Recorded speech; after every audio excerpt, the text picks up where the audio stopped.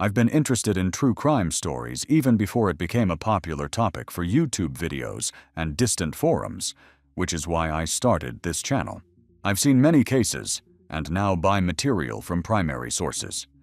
But from time to time, stories like the one about the tattoo and the jealous boyfriend, or the one about the failed jokes, come up. These are stories that make us question what we really know about the world around us and the people who surround us. Today, I have prepared for you the story of Sonia Patel, which is based on 4 high-profile cases in Pennsylvania. The story of a 19-year-old girl from an Indian village who was sold as a commodity. I will tell you how one man turned the basement of his house into a prison, and how one student, who simply noticed strange noises, saved her life. Enjoy watching. I hope you are safe. November 2016 brought cold winds and the first signs of approaching winter to the small town of Middletown in Dauphin County, Pennsylvania. Middletown was a typical American town with a population of about 9,000. A place where everyone knew each other, where the bells of the Lutheran church rang on Sundays, and where the main event of the week was the local school team's football game. Oak Avenue, a quiet neighborhood with neat 2-story houses from the 1950s, was home to 45-year-old Ahsan Malik, owner of a small textile import company from Pakistan. His house was unremarkable. White siding, black roof, well-kept lawn. The only distinctive feature of the property was a tall wooden fence, which Ahsan had installed shortly after buying the house, explaining to his neighbors that he valued his privacy. The neighbors considered him a polite, albeit reserved man. No one knew that at the end of October 2016, Ahsan traveled to India with a single purpose: to find a wife. But it was not a romantic journey. It was a business trip, a cold calculation, a transaction in which a living person was turned into a commodity with a price tag. Sonia Patel was born on March 23, 1997, in the small village of Ratnagiri in the state of Maharashtra on the west coast of India. Her family lived in extreme poverty. Her father, Raj, worked as a handyman on a local farm, earning barely $300 a year. Sonia was the eldest daughter and dreamed of becoming a teacher, reading every book she could get her hands on. When Sonia turned 19, a matchmaker approached her father. He said he knew a wealthy American businessman who was looking for a young wife and was willing to pay the family $100,000. For the Patel family, this offer seemed like a lifeline. The matchmaker showed a photo of Ahsan and described him as a successful entrepreneur living in prosperous America. Sonia was given no choice. The pressure was too strong. Her mother said that this was their only chance to survive, that the younger children would die of hunger if the family refused. Her father reminded her of her duty to her family. On October 31, 2016, a wedding ceremony took place in a small temple in Ratnagiri. The girl stood in a simple pink sari, her eyes downcast, not saying a word. When the ceremony was over, Ahsan handed the mediator a bank check for $100,000. The money changed hands quickly and silently, as if it were a purchase of livestock. The next day, they flew to the United States. They arrived at Harrisburg Airport late in the evening on November 2nd. The cold autumn wind hit Sonia in the face. She had never experienced such cold in tropical India. The drive from the airport to Middletown took about 20 minutes. When they pulled up to the house on Oak Avenue, it was almost midnight. Ahsan parked the car in the garage and led Sonia through the dark kitchen to the door leading to the basement. A narrow wooden staircase led down to the basement. The basement was a concrete room about 5 by 6 meters with a low ceiling. In the corner stood an old mattress covered with dirty gray sheets. A small window near the ceiling was boarded up. Sonia noticed strange panels on the walls. A few months ago, Ahsan had covered the basement with soundproofing materials, telling his neighbors that he was setting up a home theater. A thick layer of mineral wool and acoustic foam covered the walls and ceiling. Ahsan was holding a heavy metal chain with a lock in his hands. Before Sonia could understand what was happening, he snapped a metal bracelet connected to the chain onto her wrist. He attached the other end to a massive water pipe. The length of the chain allowed her to move around the basement, but it was impossible to leave. Ahsan told her in Hindi that he had paid $100,000 for her and that she had one job to do: bear him sons. If she resisted, he would stop bringing her food. If she screamed, he would shut her mouth. If she tried to escape, he would kill her and deprive her family in India of money. The first weeks in the basement were a test of survival for Sonia. Hassan came twice a day, in the morning and in the evening. He brought a minimal amount of food: bread, rice, sometimes canned vegetables. He gave her water in plastic bottles. There was no heating in the basement, and with the onset of winter, the temperature dropped to a few degrees above zero. Every evening, he raped her. Sonia tried to resist in the early days, but when she resisted, he beat her with his fists. After several such beatings, Sonia stopped fighting back. By the end of December 2016, Sonia realized she was pregnant. When she told Hassan, something resembling satisfaction appeared on his face for the first time. But Hassan was a shrewd businessman. He understood that the product had to function, that an emaciated woman would not be able to carry a healthy child. From the moment the pregnancy was confirmed, his attitude changed. He began to bring vitamins for pregnant women: milk, eggs, chicken, and fresh vegetables. Hassan made sure that the incubator did not break down prematurely. He even brought a small heater. The violence stopped during the pregnancy, although the beatings continued if Sonia asked for anything more. Late in the evening of August 27, 2017, Sonia went into labor. Hassan went down to the basement with towels and a basin of water. He did not call a doctor or take her to the hospital. Before the most difficult stage of labor began, he went upstairs and turned on the stereo in the living room at full volume. The bass of the music boomed throughout the house, drowning out any sounds from below. The soundproofing of the basement and the loud music did their job. Sonia's screams were drowned out by the thick walls and roaring speakers. The labor lasted 6 hours. When the baby finally arrived, Hassan cut the umbilical cord with a kitchen knife and wrapped the baby in a towel. It was a boy. He named him Amir. Then he took the baby and went upstairs, leaving Sonia lying in a pool of blood on a dirty mattress. For the next few days, Sonia was between life and death. She began to bleed heavily, and her temperature rose. By the end of the week, the bleeding had stopped.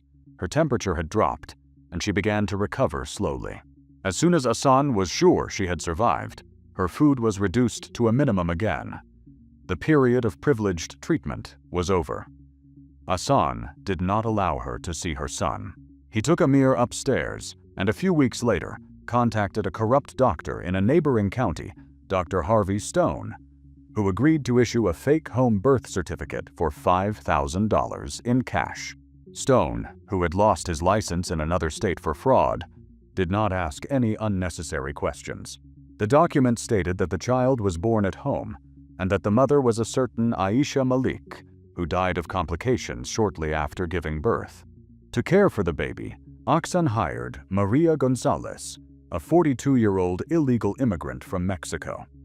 Maria had been living in fear of deportation for 15 years, working illegally and getting paid in cash. She had 3 children of her own.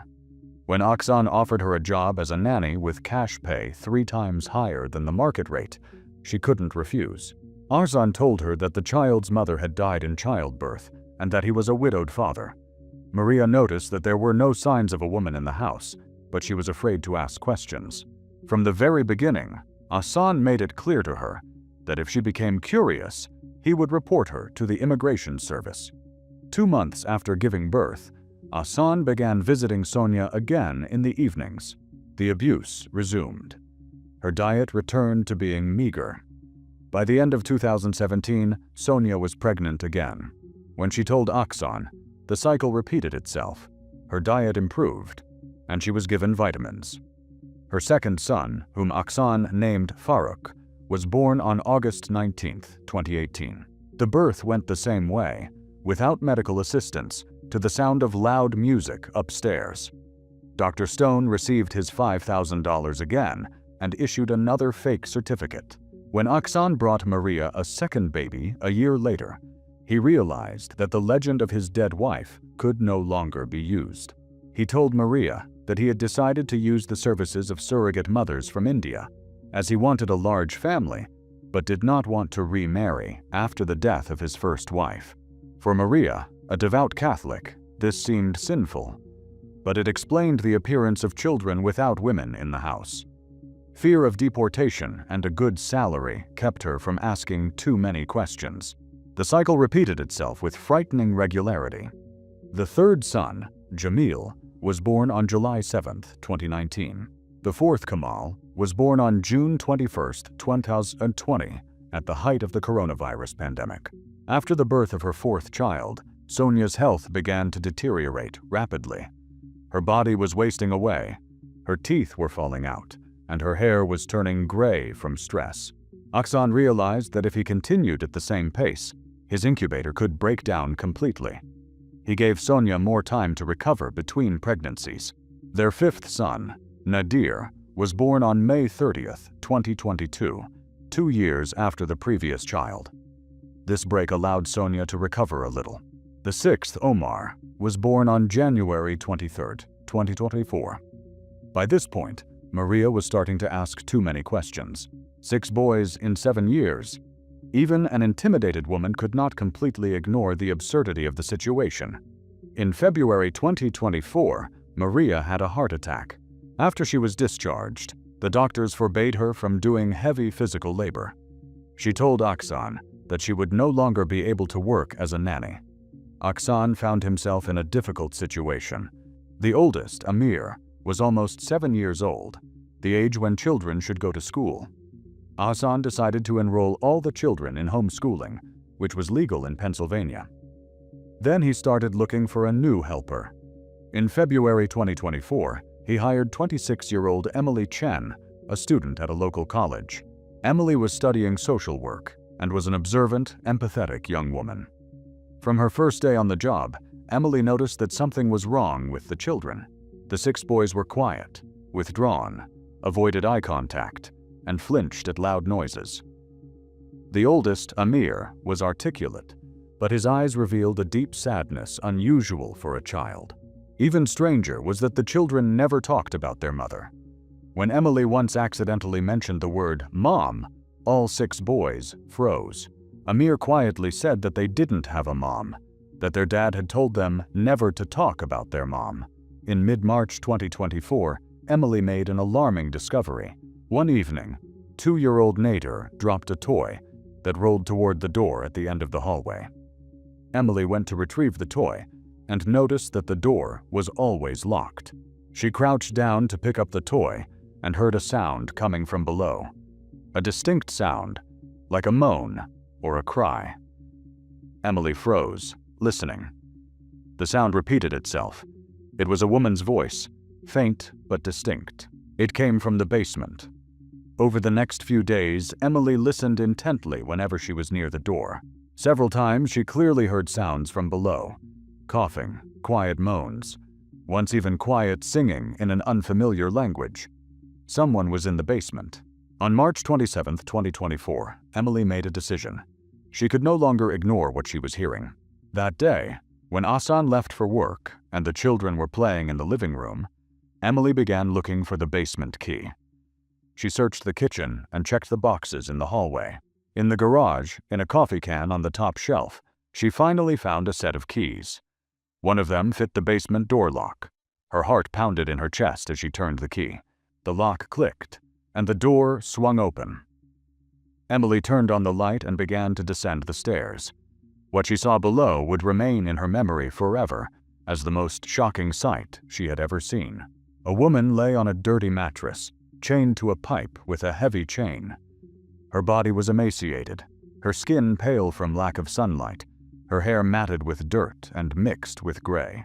On her wrist, where the chain connected to the bracelet, the skin was rubbed raw.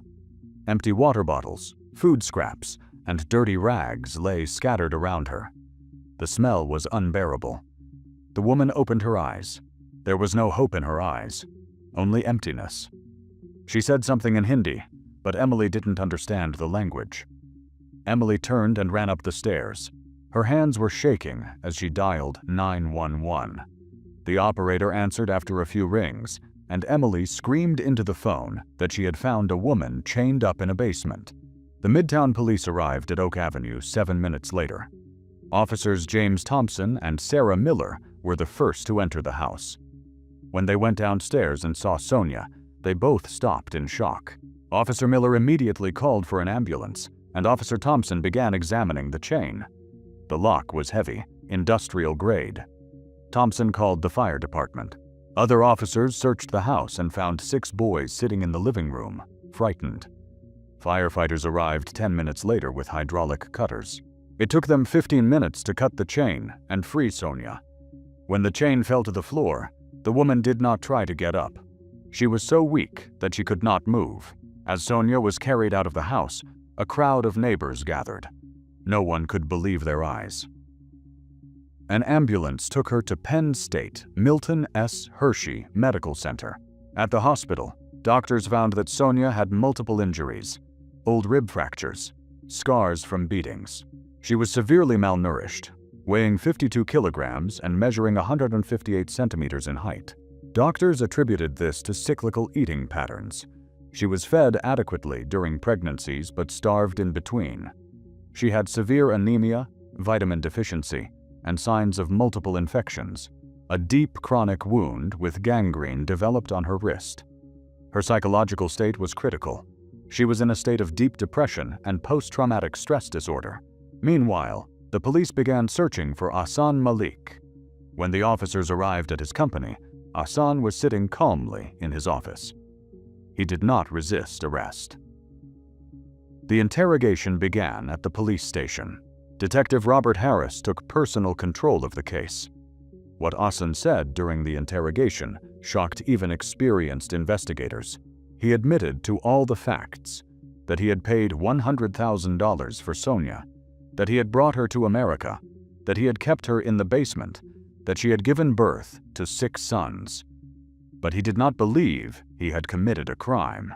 He said verbatim that he had bought a wife, paid money for her, and she was supposed to bear him children. He explained that in his culture, a woman is her husband's property. For him, Sonia was a commodity that he had acquired legally. The investigation showed that Ahsan had planned everything in advance. The police found correspondence with an intermediary in India on his computer. In his letters, Ahsan specifically stated that he wanted a young girl from a poor family. Investigators also discovered medical records that Ahsan had kept himself, dates of birth, weights of children, feeding regimes during pregnancies. The police also found Dr. Harvey Stone. During a search of his office, fake documents for all 6 children were found. Stone was arrested. During questioning, he admitted that he suspected the criminal nature of the situation, but the money was too good to pass up. He was later sentenced to 15 years in federal prison. The children, 6 boys, were taken into the custody of Child Protective Services. The eldest, Amir, told psychologists that their father always told them that their mother had died, but sometimes they heard a woman's voice coming from the basement. Their father forbade them from going near the basement door and beat them if they disobeyed. The investigation lasted several weeks. Federal authorities became involved in the case. FBI agent Maria Rodriguez contacted the Indian authorities to find Sonia's family. In May 2024, investigators found the Patel family in the village of Ratnagiri. Sonia's parents were shocked to learn the truth. Her father cried, saying he never thought he was selling his daughter into slavery. Indian police arrested the middleman, Vikram Sharma. He turned out to be part of an international human trafficking network. He had been involved in at least 15 similar transactions over the past 10 years. Sharma was sentenced to 20 years in prison. Meanwhile, Sonia was slowly recovering in the hospital. When an interpreter was brought to her, she began to gradually open up. She told about 8 years in the basement, about violence, about giving birth in chains. Psychologists diagnosed her with complex post-traumatic stress disorder, depression, and anxiety disorder. The trial of Ahsan Malik began in October 2024. He faced numerous charges: human trafficking, unlawful deprivation of liberty, kidnapping, rape, aggravated assault, child abuse, and document forgery. The trial lasted 3 weeks. Sonia testified via video link. Her testimony was so detailed and emotional that many jurors cried. Emily Chen also testified. The jury deliberated for only 4 hours before returning a verdict. Guilty, verurteilt on all counts. On November 18, 2024, Judge Williams announced the sentence: life imprisonment without the possibility of parole. Hassan Malik showed no emotion. By the beginning of 2025, Sonia had been discharged from the hospital and transferred to a specialized rehabilitation center for victims of human trafficking. There she received intensive psychological therapy, learned English, and underwent vocational training. Sonia's reunion with her children was arranged in March 2025, almost a year after her release. It was the most emotional reunion the center's psychologists had ever witnessed. Sonia held her sons in her arms for the first time, hugged them, and cried. The eldest, Amir, held his mother's hand throughout the meeting, never letting go. In Sonia Patel's story, I wanted to convey that this is not just a story of cruelty and suffering. It is also a story of survival, of how even in the darkest circumstances, a person can retain hope. But this story also reminds us how easy it is for a person to become invisible in modern society. Sonia lived in a house in a typical American suburb for 8 years. But no one knew she was there until Emily Chen noticed something strange and decided to take action. Subscribe to this channel to learn about other stories that open our eyes to the dark side of human nature, but also show the strength of spirit of survivors and the importance of justice. In the meantime, as I sit down to prepare the next piece, tell me what you would do if you heard suspicious noises coming from your neighbor's basement. Think about it and share your thoughts in the comments. Stay safe.